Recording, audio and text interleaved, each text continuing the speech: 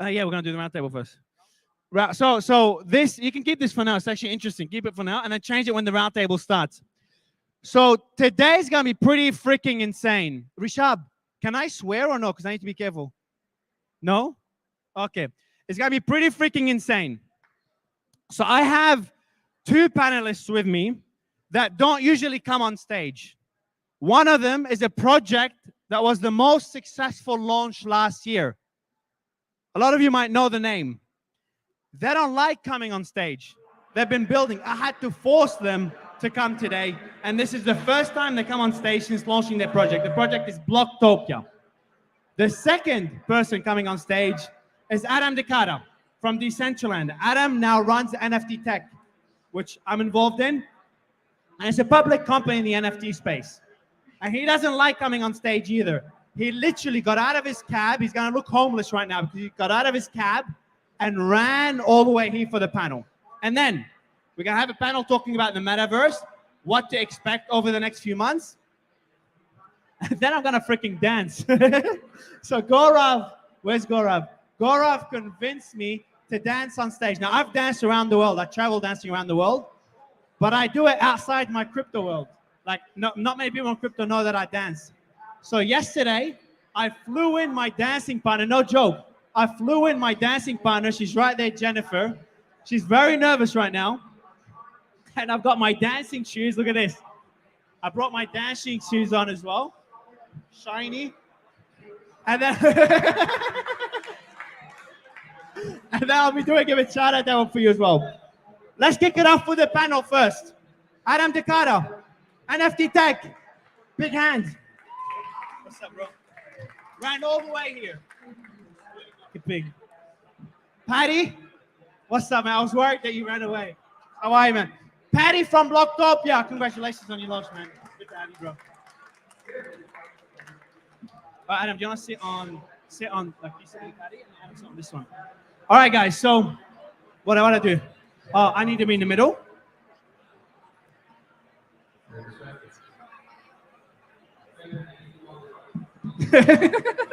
Why am I sitting here, Robbie? Why? She runs my life. All right. So there's a lot of people talking about the metaverse, guys. There's a lot of hype around it. Choose a mic. Make sure it works. Test. Let me get some water. All right. So you guys, is yours working, bro? Test. Yeah. So I tried, like, I had a talk with the team. I'm like, who are the two best people that will talk, that will, like, give us real insight of where the space is heading? Someone that runs a public company, and you'll talk more about yourself and the projects that you've done. And someone that's launched, along with Ross and the team, the biggest metaverse project last year, the biggest launch ever, I think, for a token, if I'm not wrong. So, Adam, kick it off. What do you do, man, and what makes you credible enough to speak here? So for the last few years, I've had a front row seat to any brand that's entered the space inquiring about the metaverse. So my previous experience was in this intellectual property and management consulting, but I've had a privilege of understanding about the friction points, the interests, and the intrigue from pretty much any brand that's wanted to enter. So the time I've spent, I've been head of partnerships at Decentraland for the last few years, leading strategy and marketing and promotions for them, alongside a blockchain studio that was recently acquired by NFT Tech. So I now find myself as the CEO of the parent company and looking forward to onboarding the next million users into Bro, name Web3. drop. Can you name drop any names that you've worked with so people know that the caliber of the projects you've worked with? Because you're doing everything behind the scenes, both of you. Yeah, I think one of the ones that probably would have been Coca-Cola. We did Friendship Day with them in April last year. Samsung. I've had Sotheby's. We've won a Bronze Lion, which is a Cannes festival for the Australian Open. We're advisors to Tennis Australia and their NFT project alongside what they've done in the metaverse.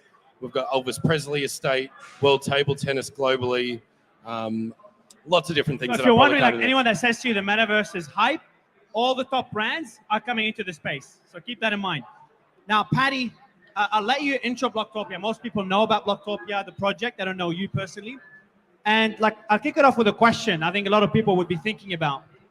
You freaking killed it with your token launch, man.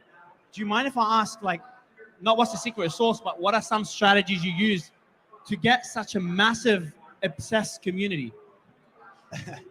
Yeah, I think secret sauce is a funny one. We have actually been asked that question a lot. Obviously, we were fortunate enough to have a really successful launch in 2021. I think a lot of things came together for us at the right time. So actually, a lot of the stuff that Adam and the team were doing over at Decentraland, the fact that metaverse was becoming really popular as kind of like a buzzword. We launched just over a year ago at the beginning of October 2021. And I think late October was when Facebook rebranded to Meta. But we also concentrated our strategy a lot on, in a similar way, partnerships. So we're all about bringing together the biggest names in the crypto and NFT space into one place. And I think the fact that a lot of these brands were attached to Blocktopia captured people's imaginations, and we then began to build visuals and sort of the starting prototypes of what it was going to look like. Made it look cool, HD, and I guess it just sort of spoke to people, but we didn't expect, I guess, the reaction that we had. And you've had a lot of big names in the space talk about Blocktopia as well that helped build that community early on. But how do you see it? So a lot of people here are thinking like, all right, I want to deploy capital into the space. I'm waiting for the next bull run. At least anyone that's been in crypto long enough. So I'll go Paddy and then Adam. How will the metaverse look like in 2 years' time? Will it be just similar to what we do in every day, like in an event like this, but virtually? Or because you don't have physics, you could, imagination is the boundary. Like you could just create anything in that ecosystem. How will it look like in the next couple of years? Shall I take that? Yeah, I mean, the opportunities for there to be a metaverse event similar to this are absolutely there. The technology is available. The technologies may be slightly behind some of the ambition at the moment. So you're probably still going to be requiring a lot of power from a computing perspective.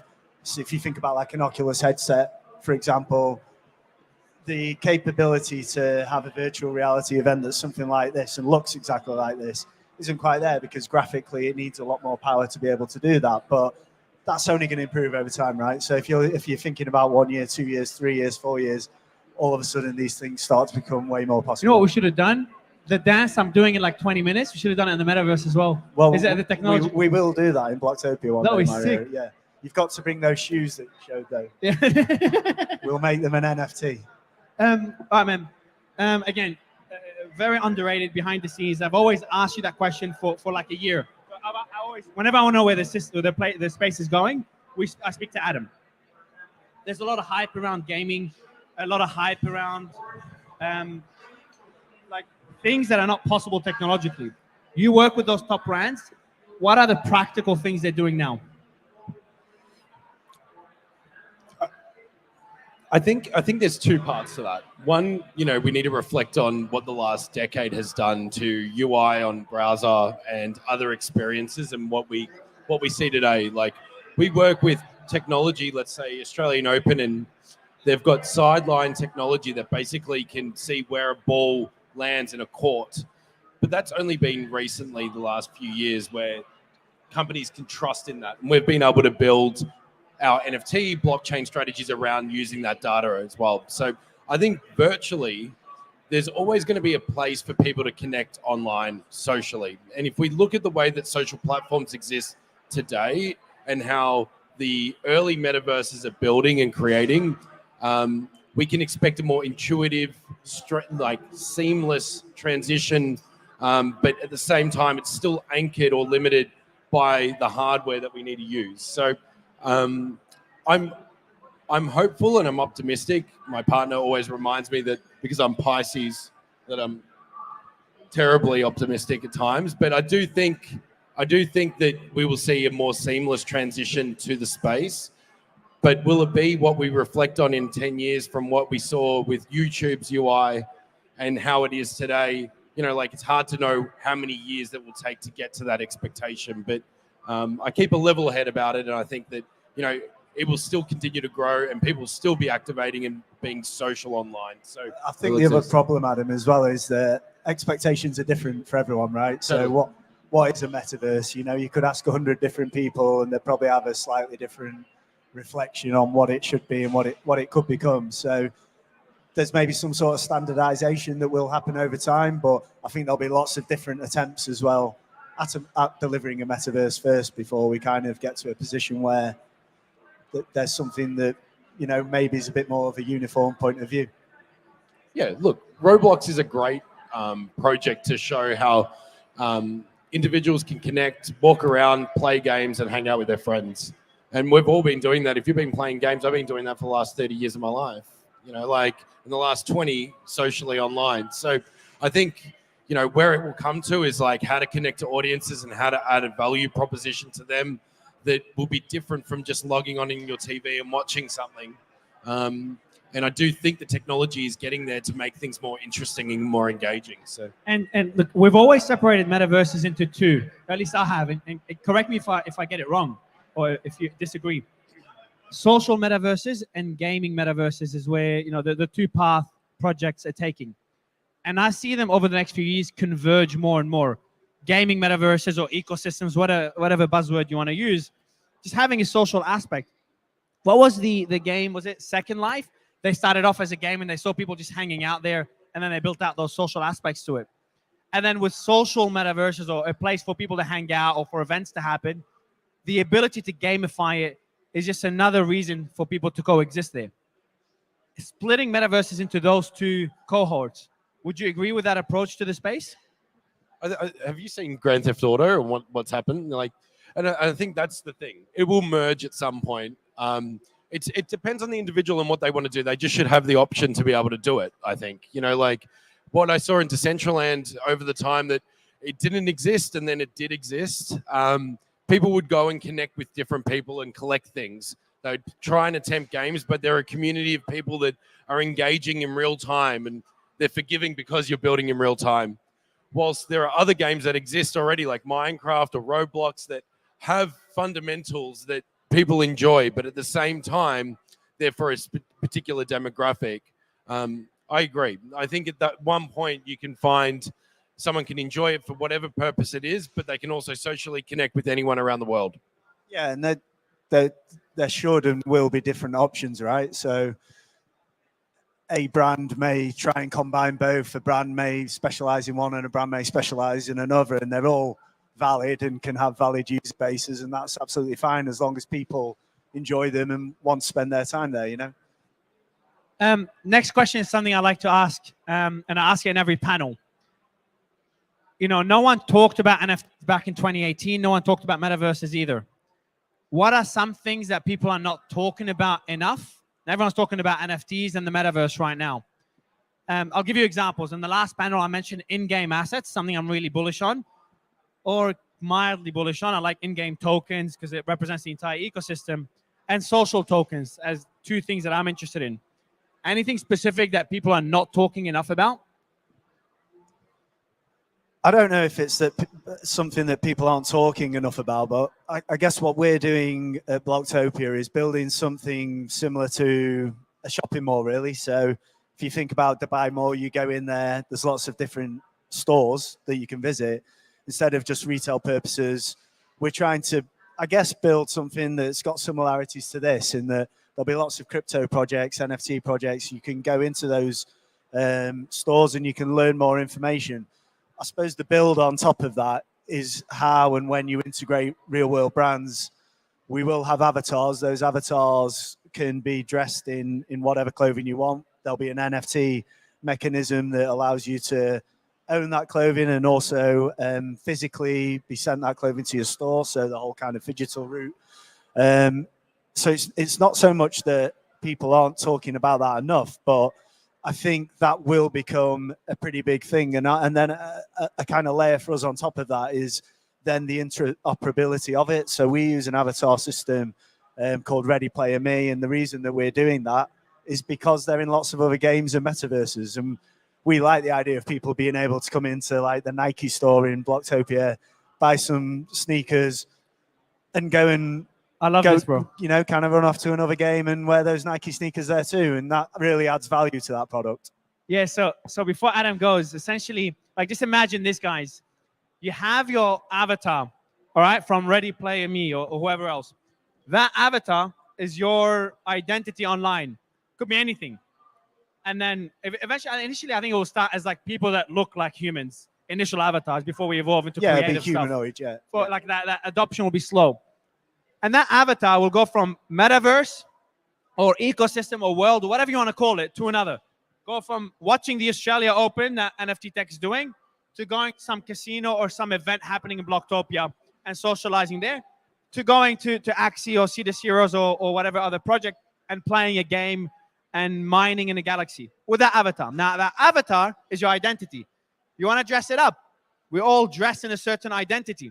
So Faith Tribe just behind you, for example, they do metaverse fashion. It's a nice plug. Oh, there he is. And then you just dress up with their clothes, which are represented as an NFT. Why? What's an NFT? It's digital ownership. I'm doing the basics a bit.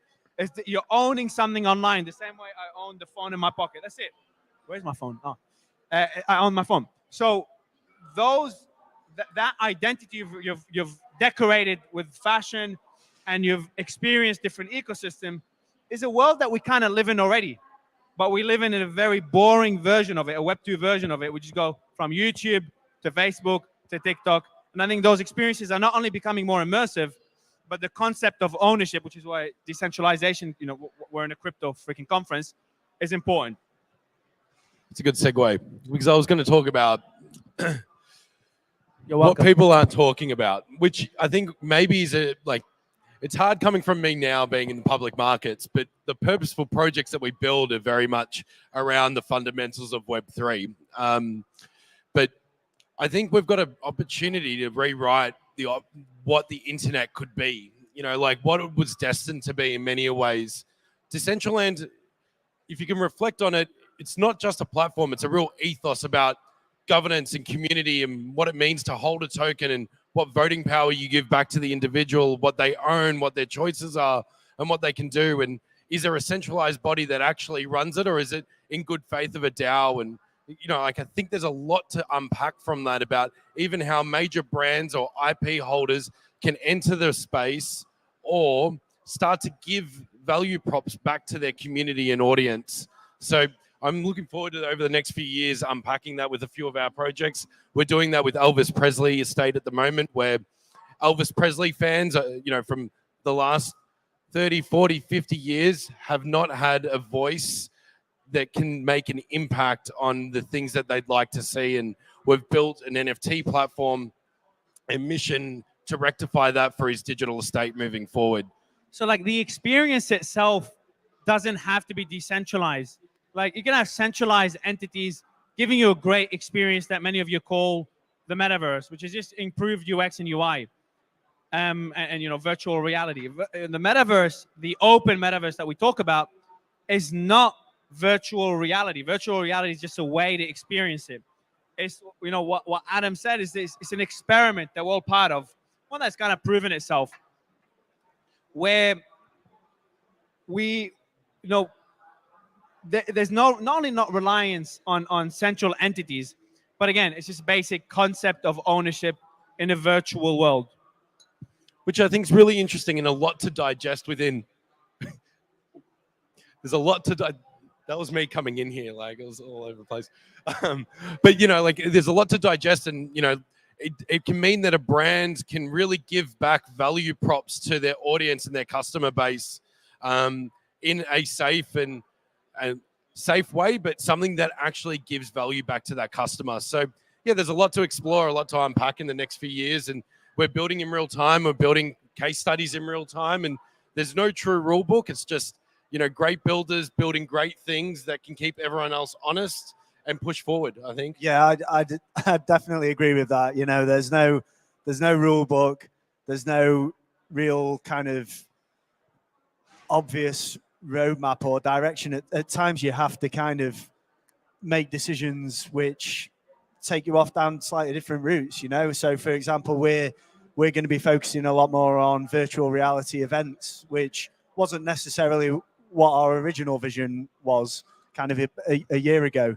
And so what you do find is you put in new technology on top of new technology on top of new technology, and it takes you in lots of different places. But that's kind of also why we all go to work every day, because there's an element of excitement to that, right? I like one thing. Don't forget what you about to say, please, because it's probably good. But I like what you said, that it wasn't part of our original roadmap, the focus on events, but now it's something that you guys are doing. And it's very important for anyone running a project. I made a tweet about this. Again, if you disagree, please do. Like, sticking to your roadmap might sound great, and everyone keeps saying it, but be flexible as well, because the roadmap may change along with the ecosystem. You might learn some new things, some new developments in the space. So keep building and use the roadmap as a guide rather than a rule book, and you ignore the outside world. There's some really good statistics that I'll probably share. Like, I don't know if you've seen this yet, but what we found when onboarding new people into the space is that there's a true funnel between like someone that's never, ever downloaded a wallet, put money in, like exchange money from fiat to crypto, bought an NFT. That holder, that guest that has walked into platforms like Decentraland without any wallet and just signed in, were around 60% of the audiences that were coming from major brands.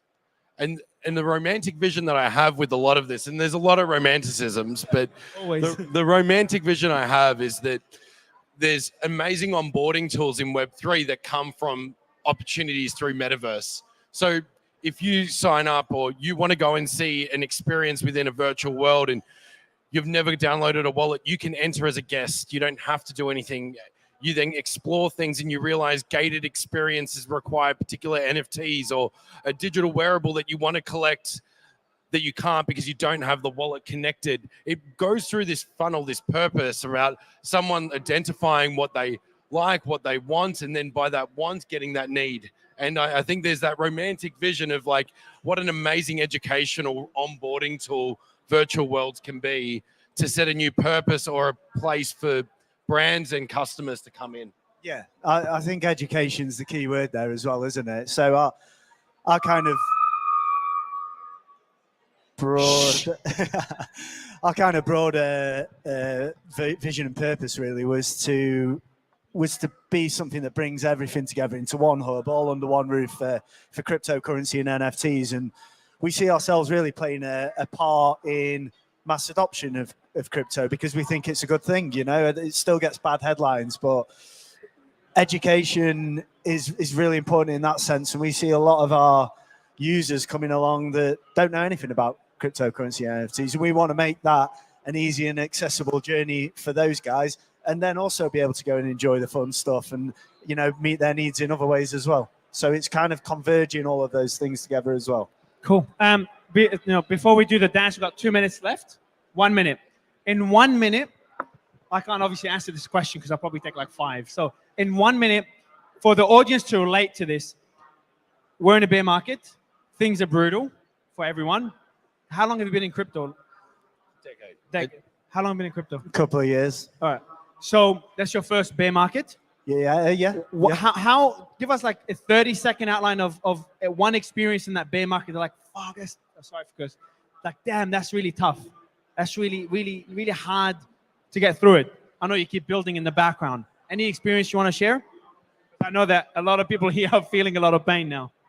You're not going to like my answer, Mario, because to be honest, it's not massively affected us as a company. We're just where we are. Obviously, we launched and we're just right in the thick of development. So as much as we're very, very focused on cryptocurrency and NFTs, and we want the market to be better, we're almost a software development company as well, which is very much focused on software development. And we've been building our team a lot. And if there's any good Unity developers out there, come and grab me afterwards, because we're expanding, you know, constantly.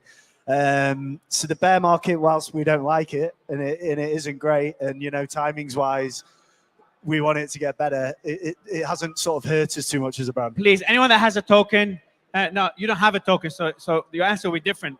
But listen to what Paddy just said.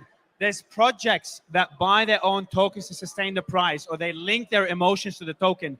That could, I'm not kidding, that could destroy your project. It could destroy your treasury, and it put a lot of stress on you. Now, if you're loaded, if you've got a lot of cash, then enjoy, keep doing it.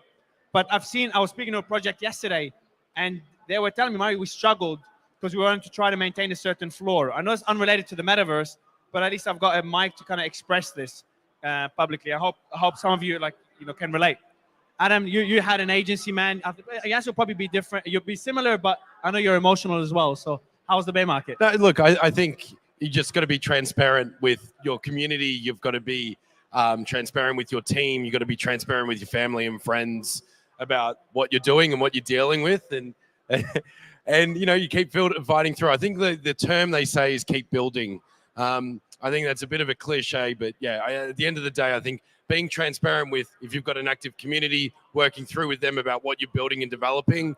If you're building within your staff and your team, you be transparent with them, and you do the same thing with your family and friends. That means I'm going through depression, guys, and give me some. No, I'm joking. Not at all. All right, guys. So honestly, Adam Cata, check him out. Have a chat to him. NFT Tech, what they're building is incredible. And Blocktopia, I think all of you know Paddy and Ross and Chris there as well. Chat to them afterwards. I'm going to change my shoes because the TDeFi team convinced me to dance on stage. So we're going to hit up some music. I flew in my dancing partner, Jenny. Guys, thank you so much. I want to dance now. Thanks, Mario. Shake my hand. Adam, shake my hand. All right, guys, I'm going to put my shiny shoes. Jen, you there? We're dancing? All right. I want you to hype it up. Everyone start clapping so everyone hears it. Clap, clap, clap, clap.